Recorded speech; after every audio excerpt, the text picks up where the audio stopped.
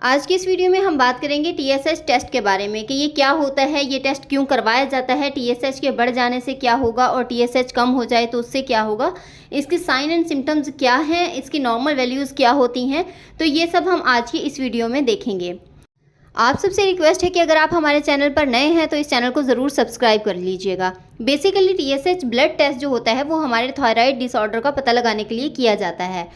Thyroid की दो तरह की बीमारियां होती हैं, हाइपोथायराइडिज्म और हाइपरथायराइडिज्म। इन दोनों डिजीज़ को डायग्नोज करने के लिए, इनका ट्रीटमेंट करने के लिए ये टेस्ट किया जाता है। इसके अलावा अगर किसी का थायराइड का ट्रीटमेंट चल रहा है तो ये टेस्ट चेक करने के लिए करवाया जाता है कि ट्रीटमेंट कितना इफेक्टिव है। तो इसका पता लगाने के लिए भी ये टेस्ट यानी कि टीएसएच टेस्ट किया जाता है। ये टीएसएच जो है वो टीएफटी यानी कि थायराइड फंक्शन टेस्ट का ही एक पार्ट होता है, लेकिन अगर किसी डॉक्टर को लगता है कि सिर्फ टीएसएच ही टेस्ट करवाना चाहिए तो वो भी ये करवाया जा सकता है। टीएसएच यानी कि थायराइड स्टिमुलेटिंग हार्मोन, ये हार्मोन जो है वो पिट्यूटरी ग्लैंड से प्रोड्यूस होता है।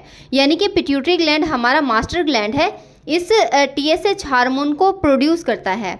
अगर हम टीएसएच के फंक्शंस की बात करें तो इसका काम होता है कि थायराइड हार्मोन को कंट्रोल करना।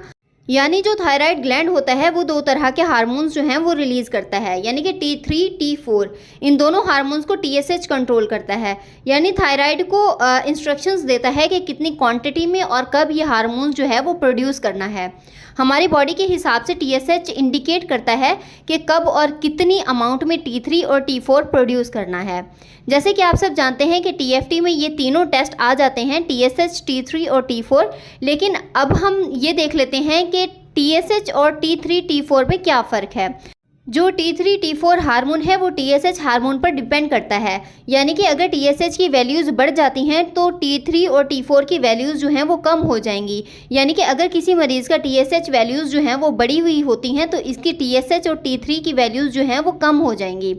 दोनों एक दूसरे के उल्ट होते हैं, यानी कि टीएसएच कम होगा तो T3 T4 जो हैं वो बढ़ जाएंगे, और अगर टीएसएच बढ़ जाएगा तो T3 T4 जो हैं वो कम हो जाएंगे।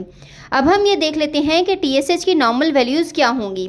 टीएसएच की नॉर्मल वैल्यूज़ 0.25 से 5.0 तक नॉर्मल होती हैं। अगर टीएसएच की जो वैल्यूज़ हैं वो ज़्यादा होंगी तो इसका मतलब है कि थायराइड की कोई ना कोई प्रॉब्लम है। अगर टीएसएच जो है वो वैल्यूज़ बढ़ी हुई होती हैं और T3 T4 जो हैं वो नॉर्मल हो तो इसका मतलब है कि प्राइमरी हाइपोथायराइडिज्म है। और अगर टीएसएच की वैल्यूज़ बढ़ी हुई हों और T3 T4 की वैल्यूज़ कम हों तो इस कंडीशन को हाइपोथायराइडिज्म बोलते हैं। इसी तरह अगर टीएसएच जो है वो उनकी वैल्यूज़ कम हों और T3 T4 की वैल्यूज़ जो हैं वो नॉर्मल हों तो इसका मतलब है कि प्राइमरी हाइपरथायराइडिज्म है। और अगर टीएसएच कम हो और T3 T4 की वैल्यूज़ बढ़ी हुई हों तो इसका मतलब होता है कि हाइपरथायराइडिज्म है। तो ये थी हमारी आज की वीडियो। आई होप कि आपको हमारी वीडियो पसंद आई होगी। वीडियो पसंद आई है तो वीडियो को लाइक कीजिएगा, शेयर कीजिएगा और इस चैनल को ज़रूर सब्सक्राइब कीजिएगा।